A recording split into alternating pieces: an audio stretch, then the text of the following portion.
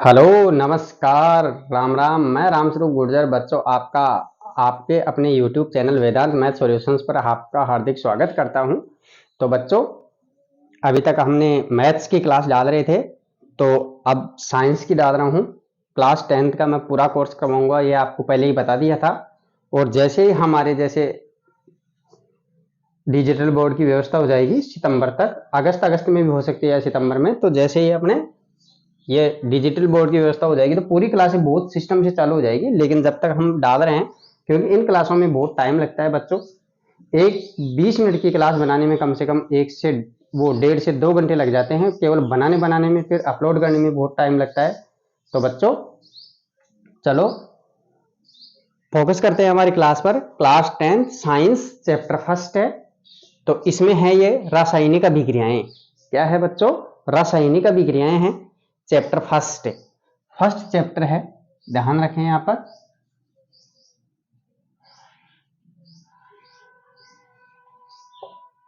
Chapter first, और ये रासायनिक अभिक्रियाएं हैं। जैसे कि रासायनिक अभिक्रियाएं, काफी चीजों में रासायनिक अभिक्रियाएं होती है, आपको पता है। जैसे गर्मियों के समय में दूध को खुला छोड़ दो, यानी कि सर्दियों के अंदर तो हम देखते हैं कि 2 दिन भी दूध रखा हुआ होता है। बहुत ही ठंड पड़ती है ना, सर्दी रहती है, सर्दी का मौसम रहता है, तो ठंडा वातावरण होता है। और ठंडे वातावरण में जैसे हम फ्रिज के अंदर दूध को नॉर्मल टेम्परेचर, यानी कि जो थोड़ा ठंडा होता है, तो उसके अनुसार हम बढ़िया दूध को मतलब 2 दिन तक रख सकते हैं। इसी प्रकार गर्मियों में कमरे के ताप पर दूध को खुला छोड़े, आप देखोगे परिवर्तन, देखोगे उनमें। या फिर लोहे का तसला है, कोई लोहे की कील है, कोई लोहे का चद्दर है, कोई भी चीज जिसके कलर नहीं हुआ हो, लोहे का पाइप है, उनको आप जैसे बारिश के टाइम में आप देखो कि वातावरण में बाहर छोड़ दो। वायुमंडलीय क्षेत्र है तो वातावरण में आप बाहर छोड़ के देखो। जैसे रात के समय में 2 दिन भी छोड़ के देखोगे तो उस पर पीला पीला कलर का विकृत गंधिता आ जाती है, उसको हम लोहे पर जंग लगना कहते हैं। तो वो हो जाता है। दूध को खुला छोड़ देंगे गर्मियों के समय में तो वो दूध फट जाएगा। फट जाता क्यों है? क्योंकि उसमें लैक्टोबैसिलस अणुओं का आक्रमण हो जाता है, उसमें कुछ रासायनिक अभिक्रियाएं होती है, मतलब कुल मिला के। अंगूर का किण्वन हो जाता है। अंगूर को गर्मी के अंदर, बहुत तेज गर्मी के अंदर रख दो तो उनका अंगूर का किण्वन भी होता है। जैसे तो अंगूर का किण्वन से जैसे अल्कोहल बनाई जाती है। इसी प्रकार भोजन पकाया जाता है, भोजन को पकाते हैं तो वो भी एक अभिक्रिया हो रही है, रासायनिक अभिक्रिया होती है। हम भोजन पचा लेते हैं, शरीर में हम भोजन अनेक तरीके की चीजें खाते हैं, उसको पचा लेते हैं, वो भी रासायनिक अभिक्रिया है। और दूसरी चीज है कि जैसे हम सांस लेते हैं, तो सांस लेते हैं, ऑक्सीजन लेते हैं, कार्बन डाइऑक्साइड छोड़ते हैं, तो क्या हो रहा है? रासायनिक अभिक्रिया हो रही है बच्चों।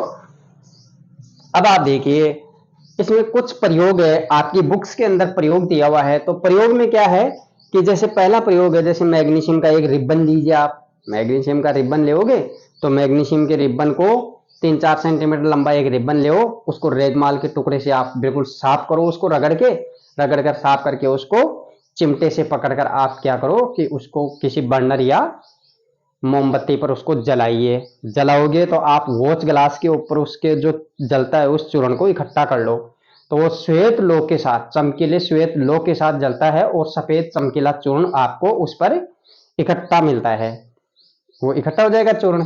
तो इसी प्रकार आप दूसरा, जैसे कोई भी एक सेकंड 1.2 का नाम से वो प्रयोग है आपका, तो वो है कि लेड नाइट्रेट है आपका। लेड नाइट्रेट PbNO3 होता है, पोटेशियम आयोडाइड Ki की उपस्थिति में उसको अभिक्रिया करते हैं, तो दोनों आपस में एक वो क्या है, आगे आएगी यह अभिक्रिया द्विविस्थापन की अभिक्रिया का उदाहरण भी होता है ये। यानी लेड लेड तो आयोडाइड बना लेता है, आयोडाइड का पीला अवक्ष्य बना लेता है, और नाइट्रेट है वो पोटेशियम नाइट्रेट का अवक्ष्य बना लेता है, तो पोटेशियम नाइट्रेट बन जाता है और लेड आयोडाइड का पीला अवक्ष्य बन जाता है बच्चों। तो देखो, यानी कि लेड नाइट्रेट और पोटेशियम आयोडाइड आपस में अभिक्रिया करेंगे, लेड आयोडाइड का पीला अवक्ष्य प्राप्त हो जाता है और पोटेशियम नाइट्रेट, यानी द्विविस्थापन अभिक्रिया का उदाहरण हो जाता है एक तरह से। जो आगे पढ़ेंगे हम, संयोजन अभिक्रियाएं, विस्थापन अभिक्रियाएं, द्विविस्थापन अभिक्रिया, अपचयन उपचयन अभिक्रियाएं, यानी कि आपको कोई दिक्कत नहीं आएगी, बहुत अच्छे से समझाऊंगा, धीरे धीरे आराम से समझाएंगे, आप कोई दिक्कत नहीं ले। पढ़ाई के अंदर आपको किसी भी चीज में इसमें पिछड़ने नहीं दूंगा। 13 चैप्टर है, बहुत अच्छे से करवाऊंगा। रेगुलर यूट्यूब के साथ जुड़े रहे, अपने चैनल के साथ। तो देखो बच्चों, नेक्स्ट मतलब 1.3 नाम का कोई प्रयोग आएगा आपके, तो उसमें देखना आप, जिंक है, जेडन, जिंक को जेडन बोलते हैं, उसको सल्फ्यूरिक अम्ल, जो सल्फ्यूरिक अम्ल को अम्लों का राजा कहते हैं, H2SO4 की उपस्थिति में अभिक्रिया करता है। तो ये एक क्या है, विस्थापन अभिक्रिया। विस्थापन अभिक्रिया तो जो एक ही अभिकारक, एक अभिकारक आपस में एक दूसरे को विस्थापित कर देता है, ये इसकी जगह आ जाए, ये इसकी जगह आ जाए, तो वो क्या कहलाती है, विस्थापन अभिक्रिया। अगर दो विकारक होते हैं, यानी यहां भी एक यौगिक और होता है और यहां भी होता है, तो ये तो इसके साथ अभिक्रिया करके, जैसे ये पोटेशियम आयोडाइड और लेड नाइट्रेट और पोटेशियम आयोडाइड, तो लेड तो आयोडाइड के साथ यौगिक बना लिया और पोटेशियम नाइट्रेट के साथ यौगिक बना लिया। तो इसी प्रकार बच्चों, जिंक सल्फ्यूरिक अम्ल से अभिक्रिया करके, दानेदार जिंक के टुकड़े लीजिए, उसमें सल्फ्यूरिक अम्ल डालिए थोड़ा, तो उससे क्या होता है कि जिंक सल्फेट का ऑक्सीजन प्राप्त होता है, आपको जिंक सल्फेट विलयन के रूप में प्राप्त होता है और हाइड्रोजन गैस उससे निकलती है। तो उक्त परीक्षणों से, ये जो परीक्षण हम करते हैं जैसे प्रश्नलियों में, रिबन से, तो इनसे क्या करते हैं, यानी कि शंक्वाकार फ्लास्क लेकर के इनको किया है हमने, ये निष्कर्ष निकलता है कि उक्त जो परीक्षण किया है उनमें क्या होता है, यानी कि उनकी अवस्था में परिवर्तन हुआ है। अवस्था परिवर्तित हो जाती है, भोजन को पकाओ, भोजन की अवस्था बदल गई, यानी कि जैसे आटे से रोटियां बनाए तो वापस आटा प्राप्त नहीं कर सकते, अवस्था बदल गई, वो परमानेंट बदल गई, अब चेंज नहीं होगी। रंग परिवर्तित हो गया, उनका जो रंग परिवर्तित हो गया तो वो बदल गया, अब चेंज नहीं होगा। इसी प्रकार बच्चों, उनका तापमान बदल जाता है, गैस का उत्सर्जन या निकास होता है, ये चीजें इसके अंदर आती है। तो आप देखिए, जैसे रासायनिक समीकरण, अब है आपके रासायनिक समीकरण। रासायनिक समीकरण किसको कहते हैं बच्चों, जैसे कोई वाक्य के रूप में हम रासायनिक अभिक्रियाओं के जो अभिकारक होते हैं, इधर तो ये देखो, ये जो अभिक्रिया, दो अभिकारक मिलकर के अभिक्रिया करते हैं और ये उत्पाद बनाते हैं। अभिकारक वो होते हैं जिनमें अभिक्रिया होती है, उत्पाद वो होते हैं जिनके कारण से यौगिक प्राप्त होता है। ये दोनों अभिकारक मिलकर के यौगिक बना रहे हैं ना, तो ये उत्पाद कहलाते हैं। तो बच्चों, इस प्रकार से रासायनिक समीकरण क्या होता है, जब ऑक्सीजन की उपस्थिति में, देखो इनको लिखते हैं, ये शब्द के रूप में ही लिखा हुआ है, मैंने वैसे O2 लिख करके आपको बता दिया है। ऑक्सीजन की उपस्थिति में कार्बन का दहन किया जाता है तो कार्बन डाइऑक्साइड में बदल जाता है, वैसे लिखना ना हिंदी में ही, आप तो कार्बन डाइऑक्साइड में बदल जाता है। ये वाक्य के रूप में क्या हो जाएगा, बड़ा हो जाएगा, बड़ा होगा ना वाक्य के रूप में, यानी कि ऑक्सीजन की उपस्थिति में, यानी कार्बन को ऑक्सीजन की उपस्थिति में दहन करने पर कार्बन डाइऑक्साइड बन जाता है। और इसी को ऐसे लिखो समीकरण के रूप में, देखो शब्द समीकरण में लिखना, जैसे कार्बन ऑक्सीजन अभिक्रिया करके कार्बन डाइऑक्साइड बन गया। अब ये इतनी लैंग्वेज थी, ये छोटी सी लैंग्वेज हो गई, छोटी लैंग्वेज हो गई ना बच्चों। तो इस प्रकार ये हो गया रासायनिक समीकरण। अब है मैग्नीशियम है, ऑक्सीजन की उपस्थिति में इनको मैग्नीशियम को क्या किया हमने, अभिक्रिया करवाई, तो मैग्नीशियम ऑक्साइड प्राप्त होता है, हमें मैग्नीशियम ऑक्साइड प्राप्त होता है। इसी प्रकार बच्चों, जैसे कि ये था हमारा,